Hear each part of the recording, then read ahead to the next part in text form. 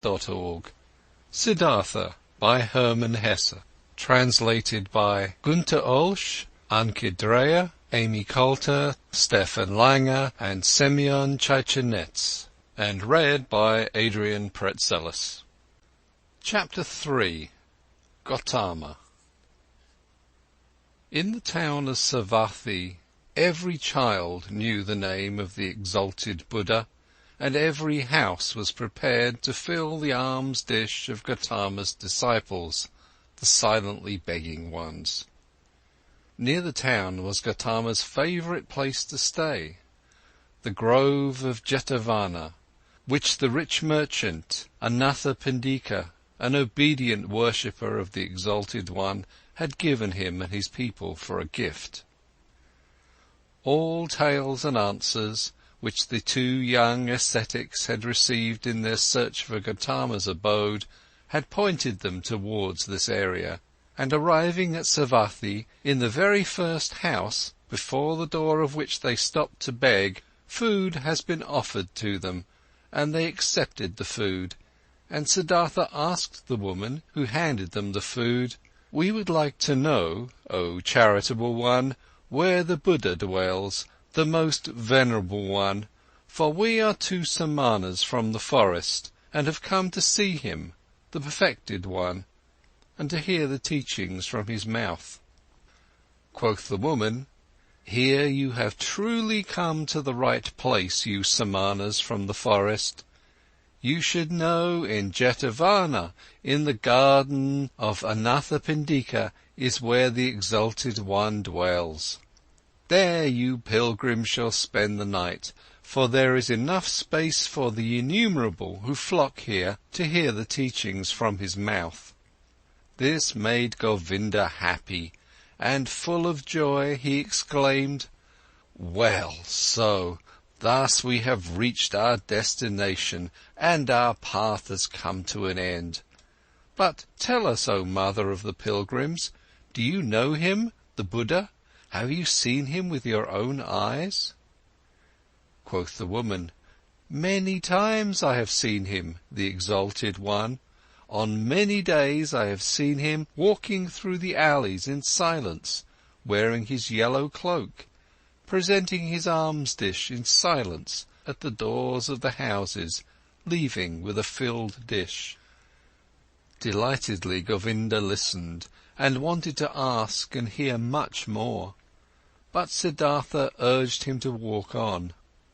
They thanked and left, and hardly had to ask for directions, for rather many pilgrims and monks as well from Gotama's community were on their way to the Jetavana, and since they reached it at night, there were constant arrivals, shouts and talk of those who sought shelter and got it. The two samanas, accustomed to life in the forest, found quickly and without making any noise a place to stay, and rested there until the morning. At sunrise they saw with astonishment what a large crowd of believers and curious people had spent the night here. On all paths of the marvellous grove, monks walked in yellow robes. Under the trees they sat here and there in deep contemplation, or in a conversation about spiritual matters. The shady gardens looked like a city full of people, bustling like bees. The majority of the monks went out with their alms dish to collect food in town for their lunch, the only meal of the day. The Buddha himself, the enlightened one, was also in the habit of taking his walk to beg in the morning. Siddhartha saw him, and he instantly recognized him, as if a god had pointed him out to him. He saw him, a simple man in a yellow robe, bearing the alms dish in his hand, walking silently. "Look here," Siddhartha said quietly to Govinda, "this one is the Buddha." Attentively Govinda looked at the monk in the yellow robe, who seemed to be in no way different from the hundreds of other monks. And soon Govinda also realized, this is the one, and they followed him, and observed him. The Buddha went on his way modestly and deep in his thoughts. His calm face was neither happy nor sad. It seemed to smile gently and inwardly. With a hidden smile, quiet, calm, somewhat resembling a healthy child, the Buddha walked, wore the robe, and placed his feet just as all of his monks did, according to a precise rule. But his face and his walk, his quietly lowered glance, his quietly dangling hand, and even every finger of his quietly dangling hand expressed peace, expressed perfection, did not search, did not imitate, breathed softly in an unwithering calm, in an unwithering light, an untouchable peace. Thus Gotama walked toward the town to collect alms, and the two Samanas recognized him solely by the perfection of his calm, by the quietness of his appearance, in which there was no searching, no desire, no imitation, no effort to be seen, only light and peace. "Today we'll hear the teachings from his mouth," said Govinda. Siddhartha did not answer. He felt little curiosity for the teachings. He did not believe that they would teach him anything new, but he had, just as Govinda had, heard the contents of this Buddha's teachings again and again, though these reports only represented second or third-hand information.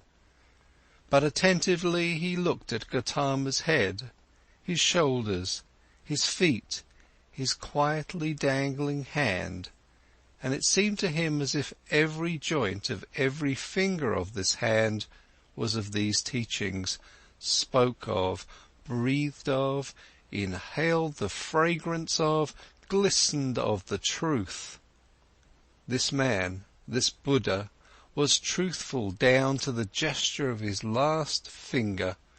This man was holy. Never before Siddhartha had venerated a person so much. Never before he had loved a person as much as this one. They both followed the Buddha until they reached the town, and then returned in silence, for they themselves intended to abstain from food on this day. They saw Gotama returning. What he ate could not even have satisfied a bird's appetite, and they saw him retiring into the shade of the mango trees. But in the evening, when the heat cooled down, and everyone in the camp started to bustle about and gathered around, they heard the Buddha teaching. They heard his voice, and it was also perfected, was of perfect calmness, was full of peace. Gotama taught the teachings of suffering, of the origin of suffering, of the way to relieve suffering. Calmly and clearly, his quiet speech flowed on. Suffering was life, full of suffering was the world, but salvation from suffering had been found. Salvation was obtained by him who would walk the path of the Buddha. With a soft yet firm voice, the exalted one spoke, taught the four main doctrines, taught the eightfold path. Patiently he went the usual path of the teachings, of the examples, of the repetitions. Brightly and quietly his voice hovered over the listeners, like a light, like a starry night.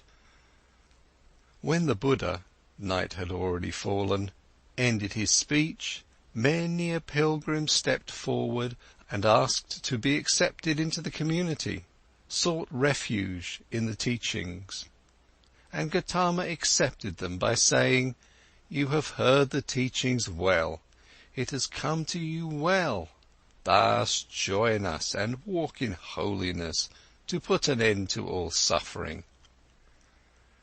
Behold, then Govinda, the shy one, also stepped forward and spoke.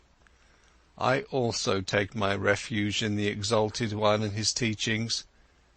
And he asked to be accepted into the community of the disciples, and was accepted. Right afterwards, when the Buddha had retired for the night, Govinda turned to Siddhartha and spoke eagerly. "Siddhartha, it is not my place to scold you. We have both heard the Exalted One, and we have both perceived the teachings. Govinda has heard the teachings, he has taken refuge in it. But you, my honoured friend, don't you also want to walk the path of salvation? Would you want to hesitate?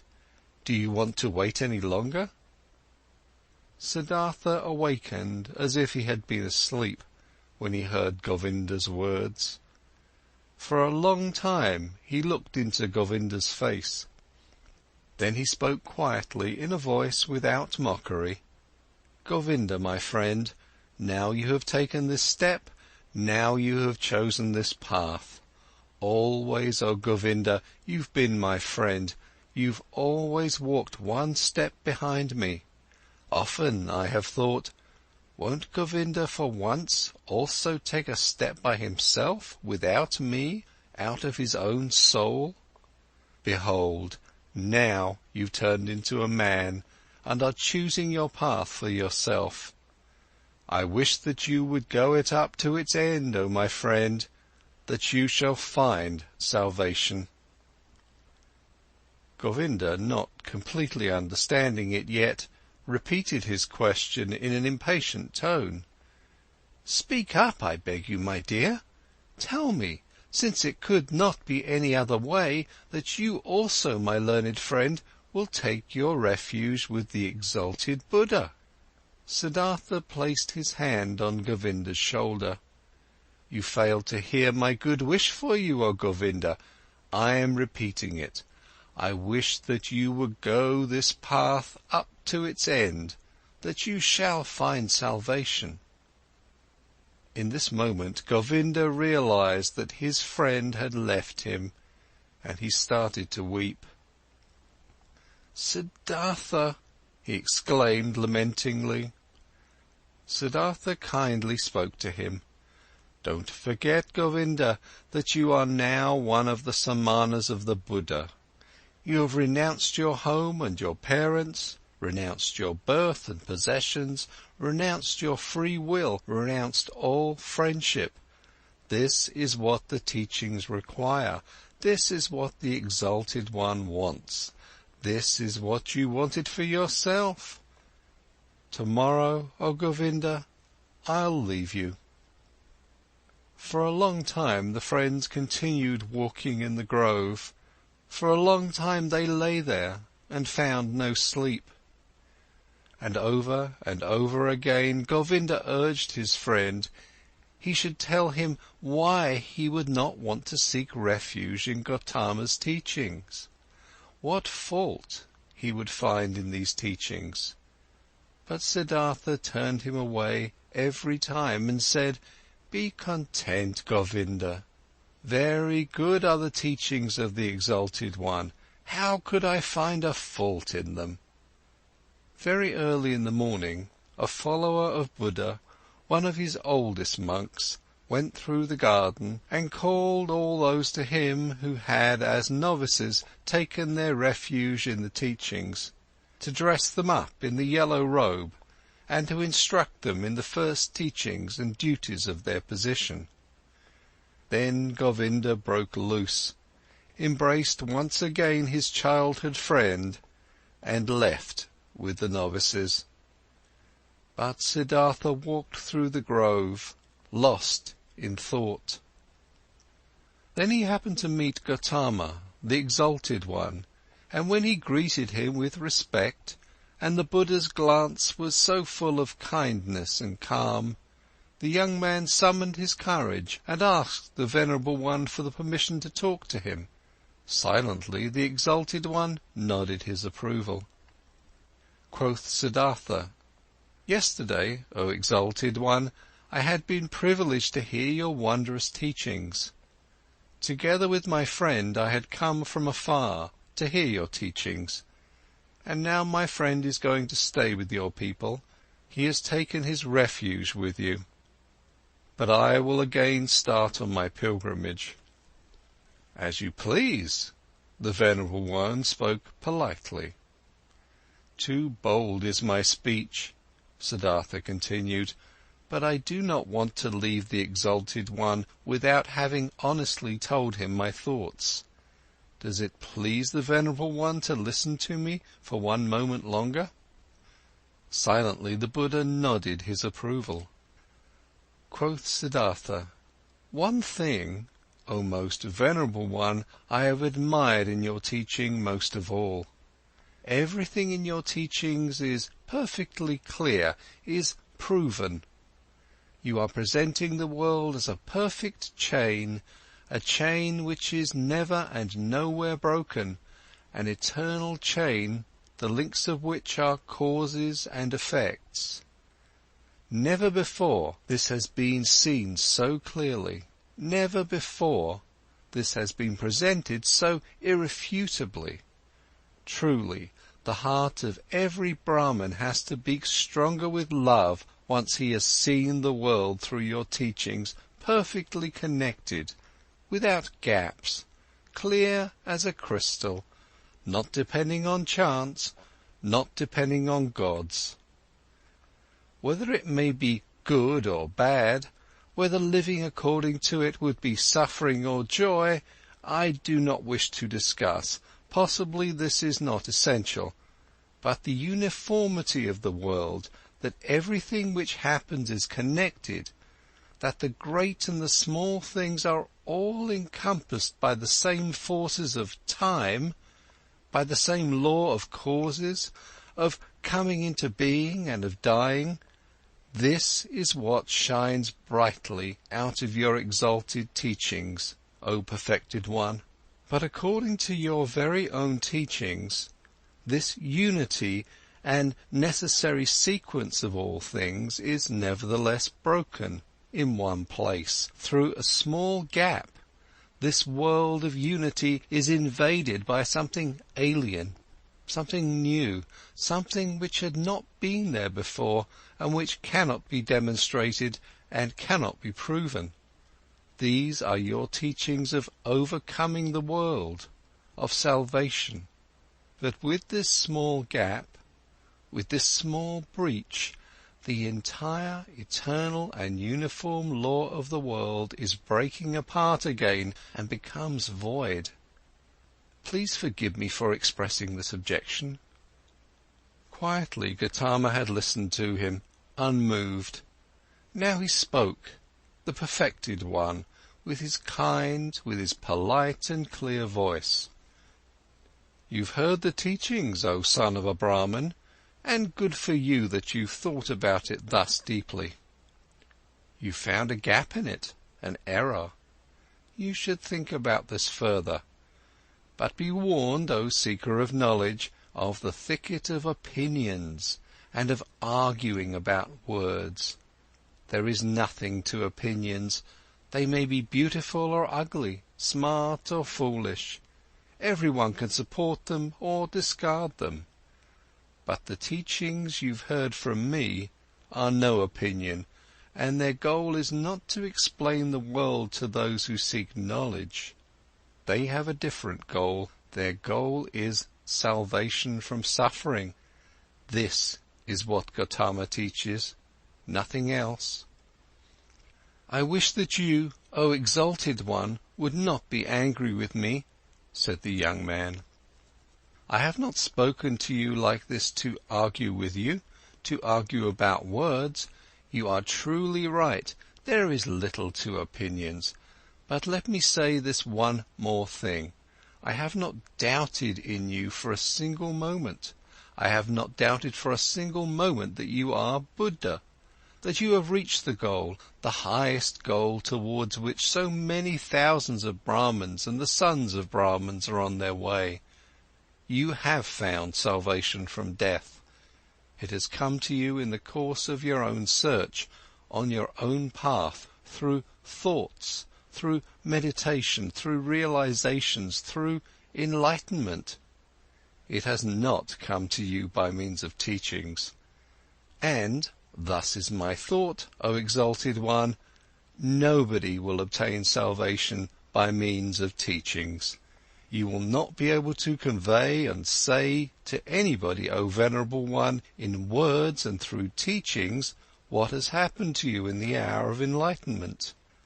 The teachings of the enlightened Buddha contain much. It teaches many to live righteously, to avoid evil. But there is one thing that these so clear, these so venerable teachings do not contain. They do not contain the mystery of what the exalted one has experienced for himself, he alone among hundreds of thousands. This is what I have thought and realized when I have heard the teachings. This is why I am continuing my travels, not to seek other better teachings, for I know there are none, but to depart from all teachings and all teachers, and to reach my goal by myself or to die. But often I'll think of this day, O exalted one, and of this hour when my eyes beheld a holy man. The Buddha's eyes quietly looked to the ground. Quietly, in perfect equanimity, his inscrutable face was smiling. I wish, the venerable one spoke slowly, that your thoughts shall not be in error, that you shall reach the goal. But tell me, have you seen the multitude of my samanas, my many brothers, who have taken refuge in the teachings? And do you believe, O stranger, O samana, do you believe that it would be better for them to abandon the teachings and to return into the life of the world and of desires? Far is such a thought from my mind, exclaimed Siddhartha. I wish that they shall stay with the teachings, that they shall reach their goal. It is not my place to judge another person's life. Only for myself alone I must decide, I must choose, I must refuse. Salvation from the self is what we samanas search for, O exalted one. If I merely were one of your disciples, O venerable one, I'd fear that it might happen to me that only seemingly, only deceptively myself would be calmed and be redeemed, but that in truth it would live on and grow, for then I had replaced myself with the teachings, my duty to follow you, my love for you and the community of the monks. With half of a smile, with an unwavering openness and kindness, Gotama looked into the stranger's eyes and bid him to leave with a hardly noticeable gesture. You are wise, O samana, the venerable one spoke. You know how to talk wisely, my friend, but be aware of too much wisdom. The Buddha turned away, and his glance and half of a smile remained forever etched in Siddhartha's memory. I have never before seen such a person glance and smile, sit and walk this way, he thought. Truly, I wish to be able to glance and smile, sit and walk this way too, thus free, thus venerable, thus concealed, thus open, thus childlike and mysterious.